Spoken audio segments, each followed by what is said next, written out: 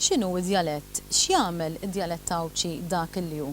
Illum ġejna Għawdex biex niskopru propju dan kif ukoll naraw ftit u niltaqgħu ma' Awċin ikellmuna bl-Awċi kif ukoll jgħidulna dwar kliem Awċi antik.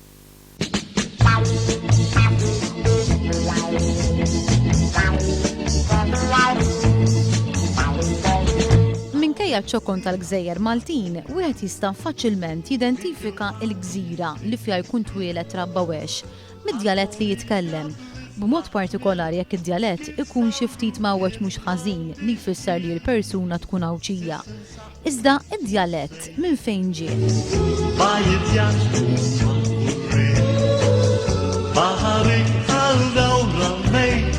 Niltaqa' ma' Anton F. Attart, studjuż tal-lingwistika.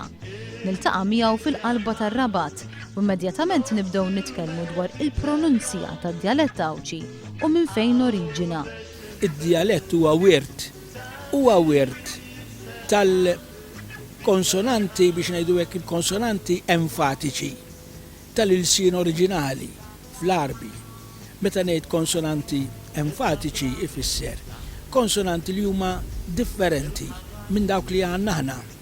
Pereżempju fl-Arbi hemm it-te u t-to, id-de u d-do.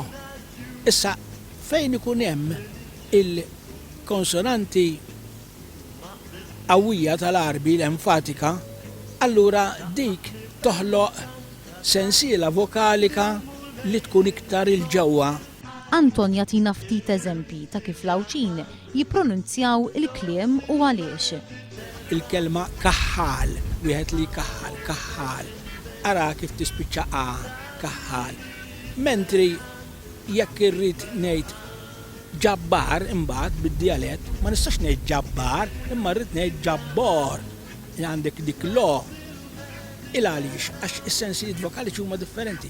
Jispjega d-differenza bejn kelma mitkellma bil-lingwa uffiċjali u kelma mitkellma bid-djalett. Fid-djalett Awċi għandek ikollok żewġ desinenzi differenti. Fil-waqt li fil-Malti hemm desinenza biss, Awċi għandek tnejn. Pereżempju, jekk jiena se nżid ma' wiċċ ngħid wiċċhom bil-Malti u bl-Awċi ngħid wiċċim. Issa jekk irid għandi ma nistax ngħid imma issa dik taħdem bħala regola grammatikali.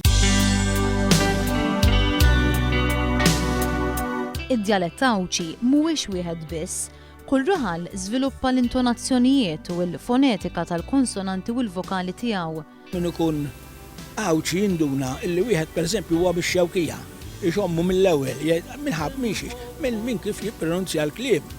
L-istess meta jkun mix-xara jew minn ta' kerċem. Sewwa, u oħrajn huma daqsxejn iktar diffiċli, pereżempju taż-żebbuċ huwa diffiċli iktar minn ngħidu waħda ta' kerċem jien għaraf mill-ewwel għax ikaxkar il-kliem. Flok miskin jgħidlek miskajn.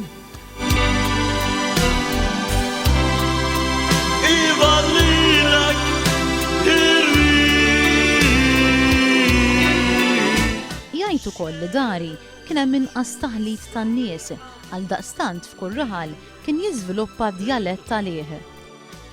Kien hawn iżjed insularità, kulħadd kien għalih. Allura meta inti tkun għalik ma titħallax, allura ikollok l-ismijiet u dan u kif tippronunzja u kollox partikolari għalik.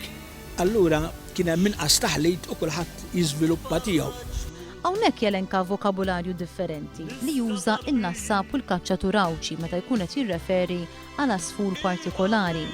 Għalkemm il-kaċċatur Awċi juża kelma differenti, huwa konxi wkoll tal-kelma Maltija u għal daqstant għandu firxa aktar wiesa' tal-vokabularju. Anton jagħtina ftit eżempji. In-nassaba Awċin jirreferu għal birwilna bħala is-sekonda, filwaqt li jirreferu għad-daqquqa tat-toppu bħala il-panniċċiera. Differenzi huma illi Għawdex għandhom kultura oħra. Ġifieri il-kaċċaturi u n-nassaba ta' Għawdex għandhom kultura differenti. U allura isemmu dawn l-asafar b'mod differenti. ħelu bħal ta' sfur, joħroġ mill-qalb ta' kampanjur.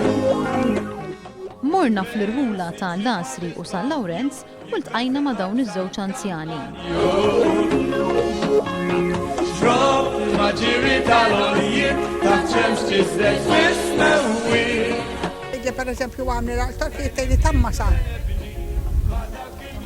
Aħħa, kina namlu l-aktar, juruj. Tammasan, kina nixħula ġejna maħri aktar, kod kamme kellik. Naġa kamme kellik. U l-keffa xkontu tajdula? Podija. Keffa. U min kien jgħidlek biex il-podija? Ummuj, ki kulla għada ħajja għanda fuq mit-sana. U kelli l-uħtoj, u ki taftħaj ki 14 sena minnej, ummi kien it-tixri li jarda, kelli forsa 5 snin, jittajdara rajt.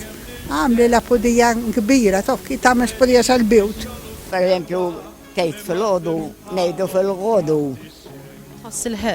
Fil-ħodu, l-antik donna kan jen għandi 87, ġifiri kan għadni zejda kan għarma, saqqu nejdu nisraħ. L-antik kan nejdu nisraħ. Iva, ma nafx kif nibdalejt, imma ekkun jizaw il-kelma fl-antik meta kan għadni zejri jen, ux veru. L-istudju Zawċi jispjega x'ġara mill-kliem antik li jinqata'. Il-kliem antik jinqata' għax ma jintużax. U l-Malti dan li qed jiġrilu għandna ħafna nies minn għalihom bravi u għalihom huma bravi xejn. Illi jużaw kliem bl-Ingliż. Flok il-kliem bil-Malti, meta bil-Malti għandna.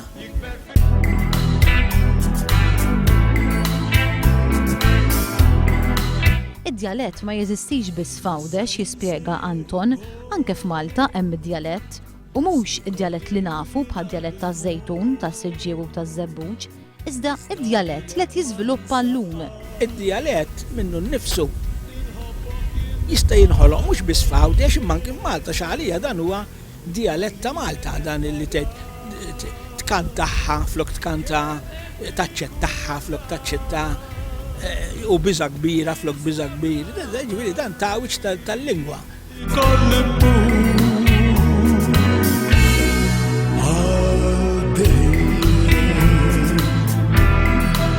L-intervista tispiċċa bitwiddiba. L-istudjuż tal-lingwistika jgħidilna li jekk ma nibżawx għal-lingwa mitkellma, din tmut mewta naturali. Il-Malti rridu nibżgħu għalih fil-kliem fit-taħdit, mhux fil-kitba biss, għax fil-kitba isir lingwa tal-kitba.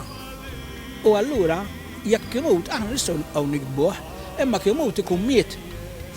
Allura l-użu tal-Malti u użu tal-Malti tajjeb, speċjalment fil-mezzi tax-xandir, fit-television u fir-radju, huwa importanti.